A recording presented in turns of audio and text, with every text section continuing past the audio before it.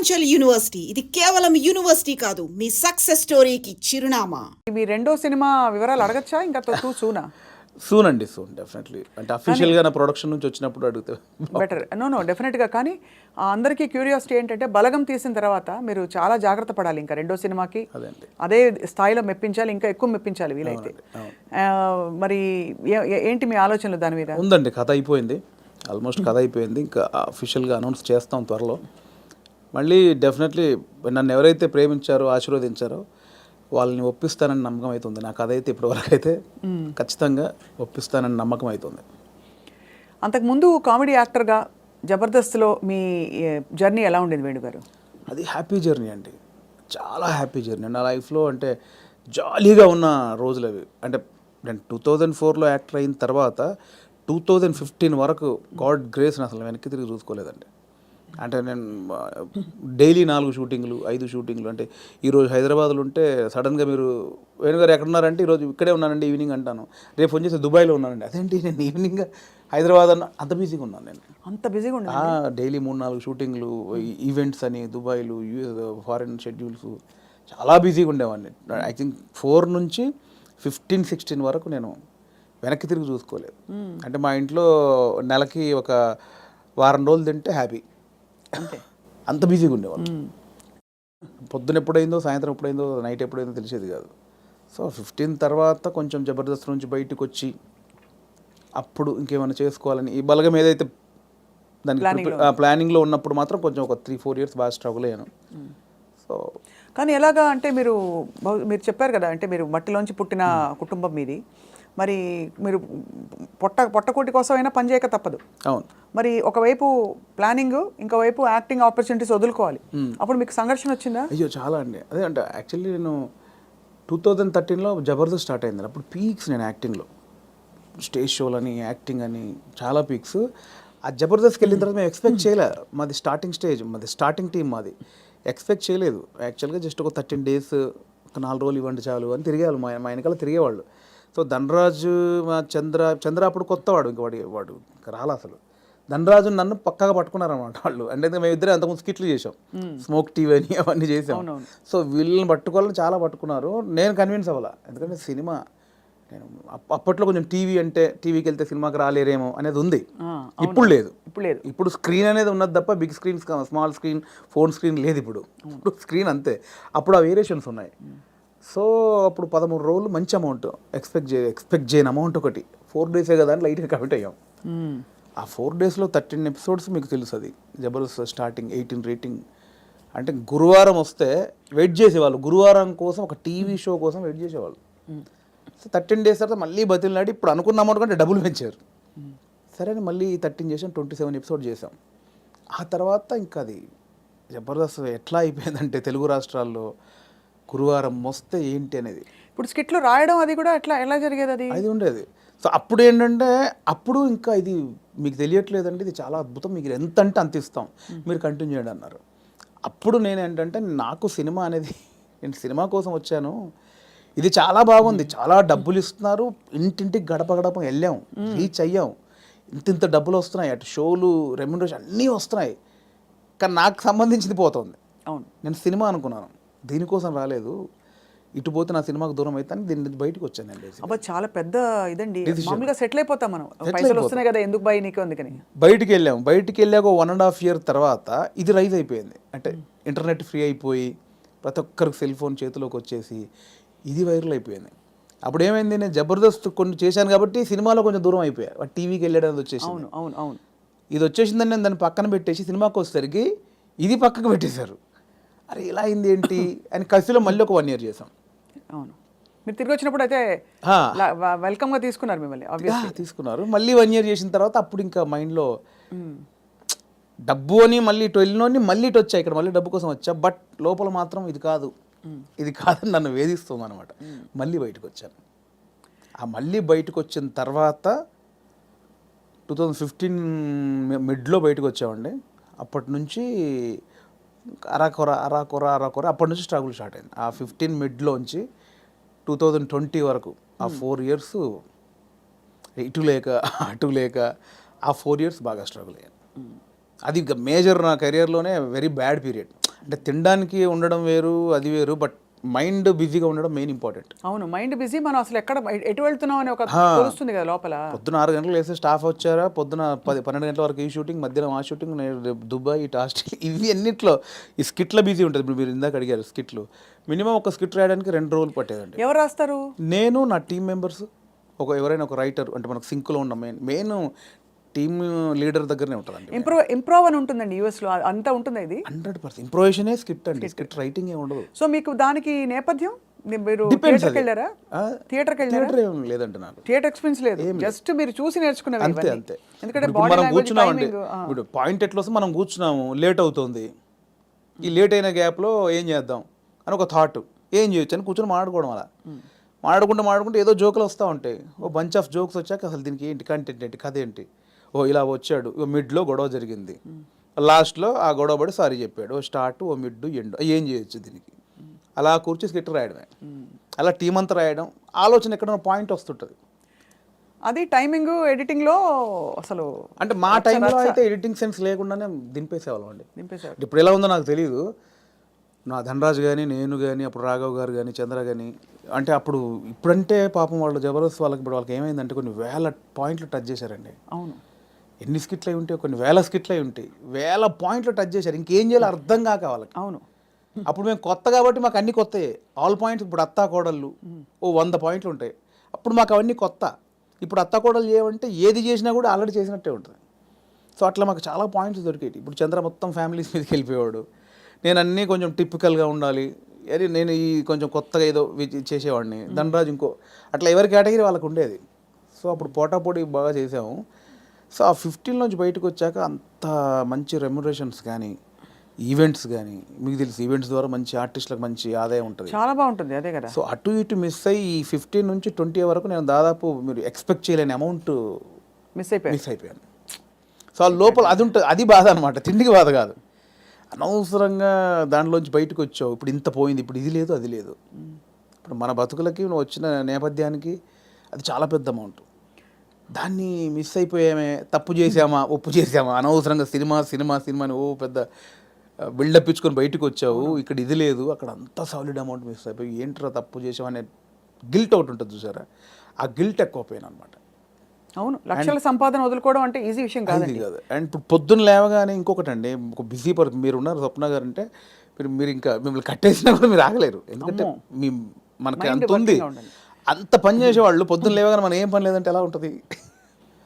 అదే biggest comedy స్కిట్లా ఉంటుంది. అంతే, అది దానంత నరకం ఉండదు. పొద్దున్న లేవగానే ఆ స్కిట్, షూటింగ్, అట్ట ఇట్ట మైండ్ అలా పెట్టే మైండ్కి ఏమీ లేదంటే అది దానంత నరకం ఇంకోటి ఉండదు. అలా ఒక 3 సంవత్సరాలు ఫేస్ చేసిన తర్వాత ఆ ఫ్రస్ట్రేషన్లోంచి వచ్చిన ఐడియానే బలగం.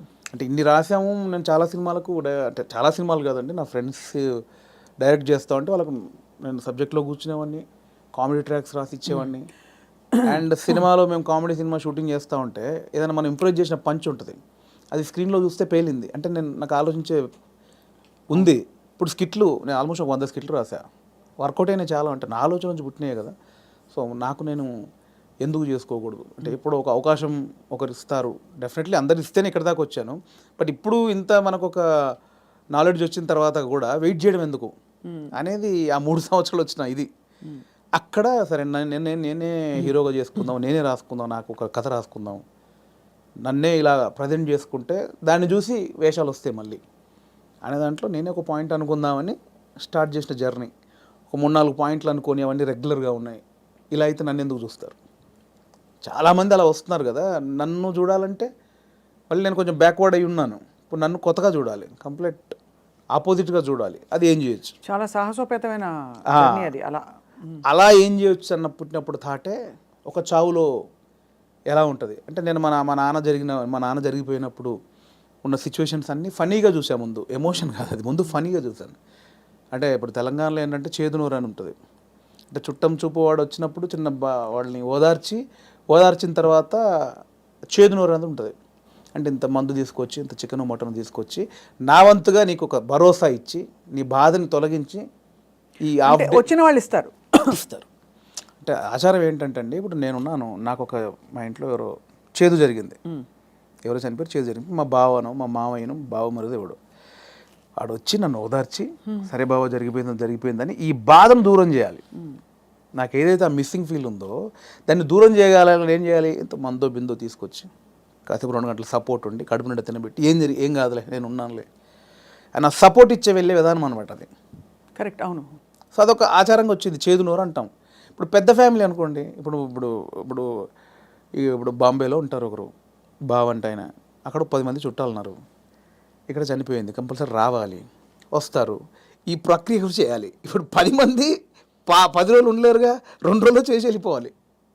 అవును. సో 10 మందిది వీడు తాగాలి, నేను తాగాలి, తినాలి. తాగాల్సిందేనా అంటే బాంబే నుంచి వచ్చాడండి పాపం, అంతే కదా, మా బావకి ఇలా జరిగిందని ఏదో ఆయన తృప్తిగా చేసే, నేను ఒక ముక్కనాన్ని తినకపోతే ఆడేమనుకుంటాడు, ఫీల్ అవుతాడు కాబట్టి చేయాలి, కంపల్సరీ. సో ఈ ప్రాసెస్ మా నాన్న జరిగింది అనమాట. మాది పెద్ద కుటుంబం, మా అమ్మకి నేను 9వ వాడిని, మా పెదనాన్నలు 6, మా మేనత్తలు 3. ఆహా.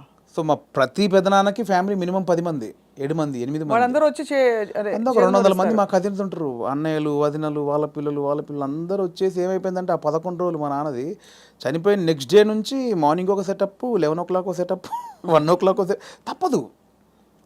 దీనిలో ఏం జరుగుద్ది, ఇప్పుడు నేనున్నాను, మీరు వచ్చారు, రాగానే సరే బావ ఇలా జరిగిందంటే సరే కూర్చో తాగదు అంటే కాదు కదా, మీరు అడుగుతారు ఎలా జరిగింది బావ ఏంటి అంటే నేను చెప్పాలి, నేను ఇలా ఉన్నట్టు నాన్న చూస్తూ అని ఏడవాలి. ఓకే అయిపోయింది. ఇప్పుడు 12 o'clock ఇంకోటి వచ్చాడు, వానికి కూడా సేమ్ ఏడవాలిగా. రాగానే రాబావ కూర్చోండి, వాడు మళ్ళీ చూసేవాడు ఒక కంట నీరు కూడా పెట్టలేదు, రాగానే తాగినని వాడు అనుకుంటాడని వాని కోసం మళ్ళీ సేమ్ ప్రాసెస్. ఏమైందంటే నానిలా లేడు అన్నీ అంటే నాకు అలా ఉంది. ఎలా జరుగుతుందంటే వస్తున్నారు, తాగుతున్నారు, ఏడుస్తున్నారు, తింటున్నారు, పంటున్నారు, ఏడుస్తున్నారు, ఏంద్రా అది. అప్పుడు నా చిన్న వయసు 99లో మా నాన్న చనిపోయినప్పుడు ఆ వయసులో నాకు అది అనిపించింది, మీరు సెలబ్రేట్ చేసుకుంటున్నారా, బాధపడుతున్నారా, ఎంజాయ్ చేస్తున్నారా అనేది ఒకటి ఉంది, ఎప్పుడో చూసినది. అది ఇక్కడికి షిఫ్ట్ అయిందనమాట. ఎలాంటి కథ చేయొచ్చు అదే అదే అదే అదే అన్నప్పుడు మా ఫ్రెండ్ ప్రదీప్ అద్వైతం అని ఇప్పుడు నెక్స్ట్ వైజయంతి మూవీస్లో పెద్ద సినిమా చేస్తున్నాడు. సో నాకు బెస్ట్ ఫ్రెండ్ అనమాట. సో తనే ఏంటంటే ఒకసారి 10 days కనిపించలా, మళ్ళీ వస్తే డార్లింగ్ ఎక్కడికి వెళ్ళామంటే ఇట్లా మా పెద్దనాన్న చనిపోయాడు రా, గమ్మతుంటుంది మన తెలంగాణలో, మా తాగుడు గోల ఇలా ఏడుపు అని అన్నాడు. అది స్ట్రైక్ ఏదో బాగుంది కదా అని ఒకసారి రివెండ్కి వెళ్తే మా నాన్నది ఇంత జరిగింది కదా ఫన్ ఇక్కడ, ఇది కదా మనం ఆపోజిట్గా చెప్దాం అనుకున్నాం. అక్కంచెలు మొదలైన కథ. సో అప్పుడు ఒక 4 సీన్లు రాసుకొని ఫ్రెండ్స్కి చెప్తే వాళ్ళు హిలీరియస్గా నవ్వి దానికి ఇంకో 4 సీన్లు వేసి. కానీ ఇక్కడ విశేషం ఏంటంటేనండి, జబర్దస్త్ కావచ్చు, ఇది కావచ్చు, చాలా సీరియస్ అంశాలని లైటన్ చేయడం ఈజీ కాదు. సెంటిమెంట్స్ హర్ట్ అవుతాయని ఒక బాధ ఉంటుంది కదా. ఇప్పుడు మీరు పిల్లలు పుట్టలేదు ఒక జంటకి, దాని మీద మీరు జబర్దస్త్లో ఒక స్కిట్ రాయాలనుకోండి, చాలా మంది హర్ట్ అయిపోతారు, నీకు అసలు మనసుందా, నువ్వు సమాజంలో బాధ్యత గలవాడిగా, ఇవన్నీ అడుగుతారు ఆబ్వియస్లీ కదా. అలాంటిదే చావు కూడా చాలా పర్సనల్, చాలా ఇది. కానీ ఇందులో మీరు ఒక విధమైన హ్యూమరు, లైఫ్లోని చాలా సటిల్గా జరిగిపోయే ఇవన్నీ తీసుకొచ్చారు చూడండి. అది దాన్ని కూడా మన పెద్దవాళ్ళు చెప్పిన నిదర్శనాలు అండి నిజంగా. అంటే ప్రతి విషయంలో మీకు సీరియస్నెస్ ఉంటుంది, కామెడీ ఉంటుంది. ప్రతి ఇన్సిడెంట్లో మీరు కామెడీ, ఇప్పుడు ఇది సీరియస్ అనుకోండి ఒక చావు అనేది, ఎగ్జాక్ట్ లేకపోతే ఒక కామెడీదే తీసుకుందాం, కానీ దానిలో కూడా సీరియస్ ఉంటుంది. ఇది చావు అనేది సీరియస్ అనుకోండి, దానిలో మనం కామెడీ చెప్పాను నేను, కానీ ప్రాపర్గా ఒక కామెడీ ఎపిసోడ్ ఉందనుకోండి, దాంట్లో సీరియస్ కూడా ఉంటుంది. మనం చూసే దృష్టికోణమే. నాకు ఒకసారి ఏమైందంటే అవునన్నా కాదన్నా అనే సినిమాకి మేము ట్రిప్కి వెళ్ళామన్నమాట. సో తేజ గారు, ఉదయ్ కిరణ్ గారు, సుమన్ శెట్టి, నేను, ధర్మవరం సుబ్రహ్మణ్యం గారు. ఆయన ఒక చోట ఒక మాట అన్నాడండి ఒక ఇంటర్వ్యూలో. ప్రెస్ వాళ్ళు అడిగారు, అదండి అందులో కొంచెం బూత్ ఉందండి, శృంగారం ఎక్కువ ఉందండి అంటే, ఆయన ఒక మాట, ఏ సందర్భమో నాకు తెలియదు, ఒక మాట నన్ను పడిపోయింది. ఏమైనా ఇప్పుడు ఎయిడ్స్ మీద సినిమా చూస్తున్నప్పుడు, ఎయిడ్స్ మీద అవగాహన కల్పించడానికి ఒక సినిమా చేస్తున్నప్పుడు ముందు శృంగారం చూపించాలి. వాడు ఎలా ఎడిక్ట్ అయ్యాడు శృంగారానికి, కొంచెం బ్యాడ్ రూట్ ఎలా పట్టాడంటే అవన్నీ చూపించాలి. కొంచెం ఆ రొమాంటిక్ అప్పీల్ చూపించినప్పుడే ఇది చెప్తావు, అది చూపించకుండా ఇది చెప్తే ఎవడు చూడ్డాయి అన్నాడు. కరెక్ట్, అంతే, అది నిజమే. మీకు అర్థమైంది? నాకు అందులో ఏదో దొరికింది నాకు. అంటే మనకు మంచి చెప్పినప్పుడు దానిలో చెడు కారణమైంది ముందు చెప్పినప్పుడే, ఇది చెడు, దీనివల్ల ఇది జరుగుతుందని చెప్తాం కదా. అవును, ఆ మంచిని పట్టుకుంటే సరిపోతుంది, పట్టుకోవాలి. అదే దానికోసం ఇవన్నీ తప్పదు, మేకప్ చేయడం తప్పదు. పలకం కూడా అంత, నేను రాగానే కుటుంబాలు కలుస్తాయంటే ఎవరు చూడరు. కుటుంబం కలవాలి అంటే సోది అనుకుంటారు. దానిలోనే మనం ఏం చేయొచ్చు, ఎలా చెప్పొచ్చు అనేది. కానీ ఎంత సూక్ష్మమైన ప్రయాణం మీలో జరిగిపోయింది చూడండి. మీ ఎదుగుదల ద్వారా ఎన్ని విషయాలు మీరు గ్రహించుకున్నారు. మీకు ట్రైనింగ్ లేదు, బ్యాక్గ్రౌండ్ లేదు. అంటే యూజువలీ నేను ఐఎమ్ ఫ్రమ్ థియేటర్ అని చెప్పుకుంటారు చాలామంది. మీకు సినిమానే అండి, నేను థియేటర్, నేను సినిమా షూటింగ్లో చేసినప్పుడు cinema is your learning platform అంతేనా? అండ్ నాకు ఏదైతే వచ్చిన గ్యాప్ ఉందో అదే ఇప్పుడు నా సక్సెస్కి లీడ్ అది. అయితే మీ పైసలన్నీ మాకు ఇస్తారా? లేవు ఎక్కడి, ఆ 3 సంవత్సరాలు ఎలా బతికాను అనుకుంటారు? అంటే ఇప్పుడున్న పైసలు ఇచ్చేస్తే మాకు, హా. అప్పుడు మళ్ళీ మీరు కూర్చుని 3 సంవత్సరాలు ఆలోచిస్తే 3 సంవత్సరాలు కాదు, ఈసారి మీకు 3 నెలలే ఇస్తున్నావు టైం. అంటే దేవుడికి ఒకటి ఉంటుందండి, దేవుడు ఒకటిసారి ఇస్తారనమాట. అస్తమానం అదే అంటే ఇవ్వడు, ఉన్నే లాక్కని బయలుదేరి అంటాడు. ఒకటేసారి ఇచ్చాడు, ఇక దాన్ని జాగ్రత్త పడాలి. మళ్ళీ 3 సంవత్సరాల గ్యాప్ ఉంటే రాదు ఇప్పుడు, అంతే కదా, రానివ్వరు కూడా. ఇప్పుడు ఇంకా మీరు ఇంకా మిమ్మల్ని తీసుకెళ్ళి జీవితం పెట్టేశాను అక్కడ ఫిల్మ్ ఫేర్ అంటే. మీరు ఎంత కోల్పోయి you got the lady home. Yes yes, అంతే కదా. అందుకే నేను లేడీ అంటే తెలుసు కదా, అవును, చాలా బ్లాక్ అంటే మీకు లేడీ, తెలుసు, చాలా మంది తెలుసు, చెప్పాలి సరే. బ్లాక్ లేడీని తీసుకొచ్చుకున్నారు. బ్లాక్ అదే ఆ మెట్లు ఎక్కుతున్నప్పుడు కానీ, అది చేతిలో ఉన్నప్పుడు కానీ, నేను అంటే చాలా ఇంటర్వ్యూలో మాట్లాడే మనకు భయం అయ్యేది బేసికల్గా స్టేజ్ మీదకి వెళ్ళి మాట్లాడాలంటే. కానీ ఆ రోజు ఎందుకో చిన్న లోపల షివర్ అయిపోతూ, నమ్మలేని విషయం కదండి. ఎవరికి అంకితం ఇచ్చారు, ఏమైనా చెప్పారు అట్లాంటివన్నా? అంకితం లేదండి, అంటే ఇది అంకితం ఇవ్వాలంటే తెలుగు ప్రేక్షకులు ఇవ్వచ్చు, అది అంతే, తెలుగు ప్రేక్షకులకు ఇవ్వచ్చు, ఇక అండ్ నా వైఫ్కి ఇవ్వచ్చు. ఎప్పుడు పెళ్ళైంది వేణుగారు మీకు? నాకు 2009, అంటే బిఫోర్ జబర్దస్త్. బిఫోర్ జబర్దస్త్. మీ పెళ్ళైన తర్వాత మీ లైఫ్ జబర్దస్త్గా మారింది అంతేనా? ఇందులో 2 అర్థాలు ఉన్నాయి. అందరికీ అంతే కదా, రకరకాలుగా మారింది. మేడం గారు పాప నన్ను చూసి తిట్టుకుంటారేమో. మేడం గారికి కంగ్రాచులేషన్స్ చెప్తున్నాను. మీ వైఫ్ పేరండి? శ్రీలత. శ్రీలత గారికి కంగ్రాచులేషన్స్, మీ వారు సాధించి ఛేదించి చూపించారు. అది డెఫినెట్లీ నా వైఫ్ సపోర్ట్ 101% ఉందండి. ఈ 5 years జర్నీలో నేను ఏది పట్టించుకోలేదు బేసిక్గా. అవునా? ఏది పట్టించుకోలేదు ఇన్ సెన్స్, అంటే ఇప్పుడు డబ్బు ఉండగానే అన్ని కాదు. ఇది ఒక్కటి కట్ చేసి మేము thumbnail పెడితే ఏముంటుంది? మా వైఫ్ నన్ను ఈ 5 ఏళ్లలో అస్సలు పట్టించుకోలేదు. మీరు ఏదైనా పెట్టొచ్చండి, నేను అడిగింది మీరు పెట్టరు, నేను వద్దన్నది మీరు ఆపరు. జోక్ నాకు అంటే మిమ్మల్ని చూస్తే మా అందరికీ జబర్దస్త్ స్ఫూర్తి వచ్చేస్తుంది అనమాట. నా వైఫ్ సపోర్ట్ 100% ఉందండి. తను నాకు ఎక్కువ బర్డెన్ ఇవ్వలేదు, పిల్లల విషయంలో కానీ ఫ్యామిలీ విషయంలో కానీ. నన్ను అర్థం చేసుకుంది పాపం. చాలా అవసరం కదండి. ఎందుకంటే సినిమాలు అంటావేంటి, ఉద్యోగం చేసుకోక అని అనే వైఫ్స్ ఉంటారు, లేదు వచ్చిన పని చేసుకోవచ్చు కదా అని అనేవాళ్ళు ఉంటారు. అంటే ఈ అబ్వియస్లీ సినిమా ఫీల్డ్ మీకు తెలుసు, నిద్ర పట్టదండి బేసిక్గా. 11 అవుద్ది, 12 అవుద్ది, సినిమాలు చూస్తూ ఉంటాం, కళ్ళు స్ట్రెయిన్ అయిపోతుంటాయి, బెడ్ మీద పడుకుంటాం, అలా అయిపోతాయి కళ్ళు. అలా ఏదో మనకు పోలీసులు టార్చర్ చేస్తే అలా పెడతారు చూడండి, ఇప్పుడు పీపుల్స్ ఎన్కౌంటర్ సంథింగ్ సినిమాలో అలా పెడతారు, అలా అయిపోతాయండి. పట్టదు నిద్ర.